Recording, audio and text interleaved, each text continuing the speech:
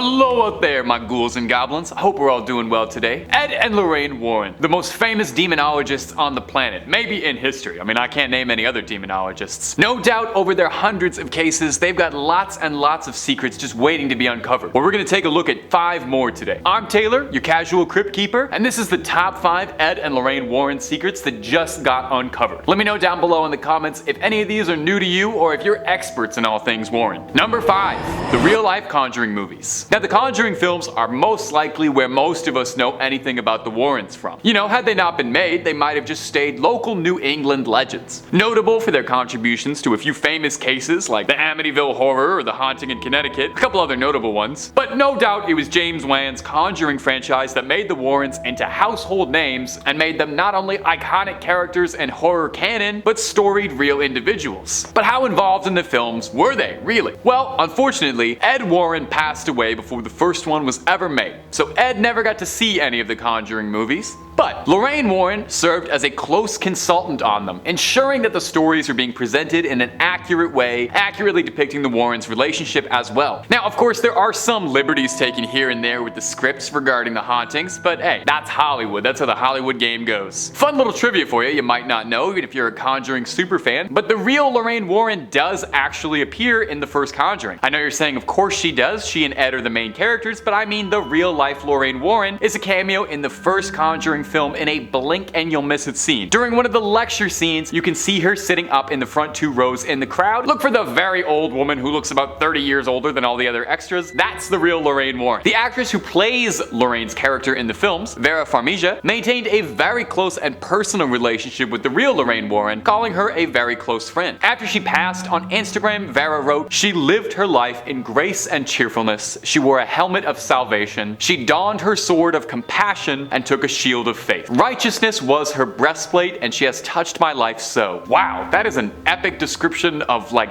anybody. That sounds like a hero from World of Warcraft, let alone a ghost investigator. And hey, my ghouls and goblins, if you're looking for more scary content, where else could you possibly go? You are already on Top 5 Scary. If you want more stories about the Warrens, cursed items, ghosts, cryptid, aliens, and a lot more, click subscribe and stay scared, okay? Number 4, so what was real and what wasn't? Now, like I just said, The Conjuring is no doubt the most famous story involving the Warrens. But let's take a little look at how accurate the movie was to the real-life case. In 1971, the Perron family moved their 5 daughters out to their new farmhouse property and claimed almost immediately after moving in that they began to notice paranormal and supernatural occurrences. The eldest daughter said, "Whoever the spirit was, she perceived herself to be the mistress of the house, and she resented the competition my mother posed for that position. Ookie spooky." So there was a jealous spirit who had some serious spectral beef with Miss Caroline Perron. According to the family, every morning the house would smell like dead bodies. Okay, I've lived in a few places like that. But what was really eerie is that Caroline Perron claims she saw a spirit in her bedroom. "I was in my bedroom about 5 o'clock in the morning when I had the first visit. I opened my eyes and I saw the most frightening thing I have ever seen in my life. It was a very tall woman. Her head was like a sack of cobwebs with little tendrils of hair hanging out." Huh, I'm sorry editors for whatever pictures you're gonna look up for that one. Sounds like they cleaned Bethesda up for the movie, to be honest. Fun fact, Bethesda also was not made up for the movie, because there was a real-life Bethesda Sherman buried nearby who lived next door to the infamous farmhouse. Now, whether or not she was a Satanist and a witch who sacrificed her child, that much we don't know. But there was really a real-life Bethesda Sherman who lived right next door to the cursed farmhouse. Now, probably one of the bigger differences between the film and the real-life case is that in the film, Ed Warren saves the day and heroically performs an exorcism. But in real life, Ed never performed exorcisms as he wasn't a priest and it would be crossing a line. The pair were devoutly religious and believed that those without religion were more likely to be attacked by demons. Now, in actuality in the Perron house, Roger Perron actually kicked out the Warrens, and he said that they were making his wife's health much worse. The Perron family stayed in the house for 10 more years, allegedly undergoing non-stop hauntings for a decade. But man,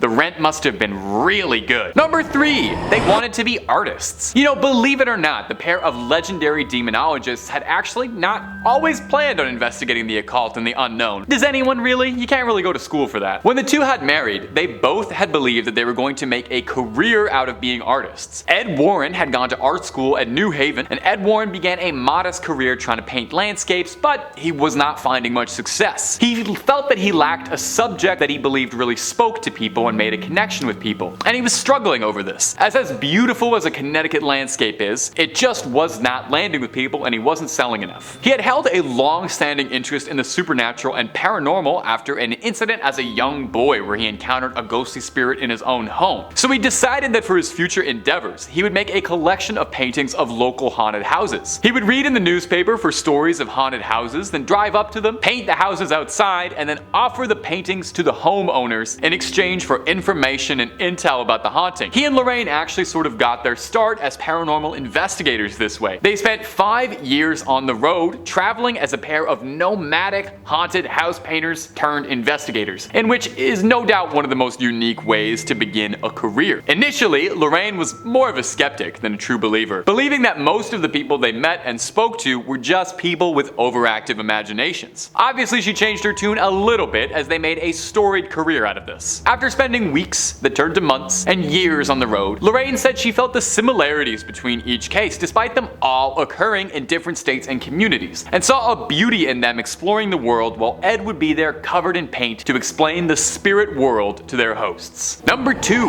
They met real young. For a pair so closely connected to the spirit world, perhaps it was fate that would bring the two together as soulmates. Ed worked at the local movie theater in town and Lorraine would frequent it. One of her friends had told her there that there was an usher there that she thought Lorraine might take a fancy to. Lorraine wasn't much interested in boys at all, and it said that she was solely focused on her schoolwork and found most young men too rough around the edges. But when she bought a ticket, she recalled being charmed by the spiffy, energetic young usher, one Ed Warren. He had his hair coiffed and his pants creased, which in 1943 was the absolute fanciest a youngster could possibly look. Ever the gentleman. After the movie, Ed offered to walk all 3 girls home, but first offered to buy them all a Coke. Listen to that, he's like a regular Archie Andrews, this guy. He dropped a hearty 25 cents getting all 3 girls a soda, which again was the biggest display of wealth anyone in 1943 could possibly have shown off. He walked Lorraine's friends home, and when it was just him and Lorraine, she thought that it might look a bit salacious if he walked her home. She elected to walk herself home to the destination. Ed,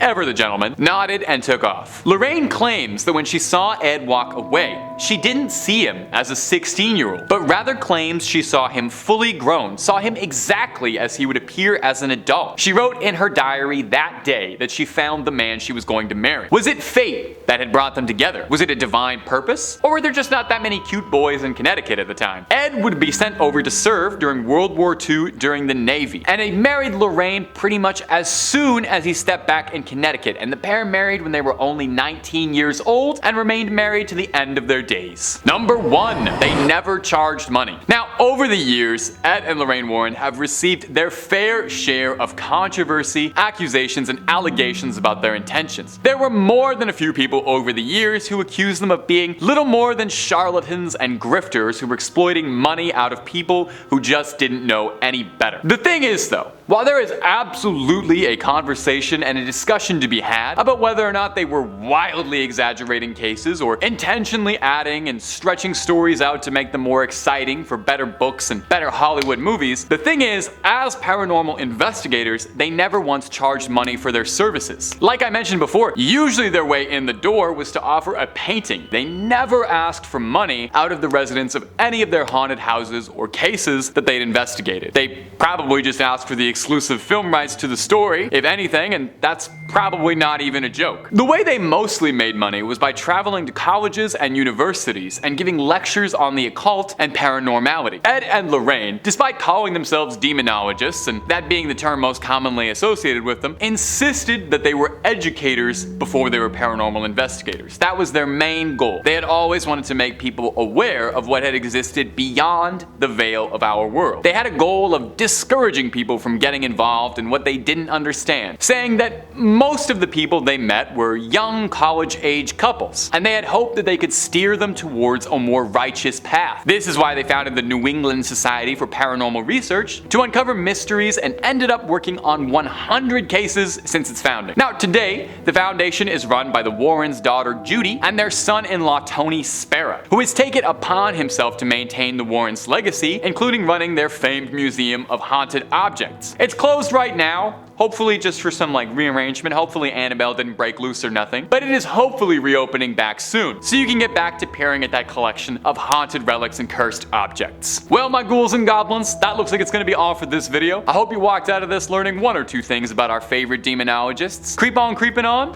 and I'll see you in the next one.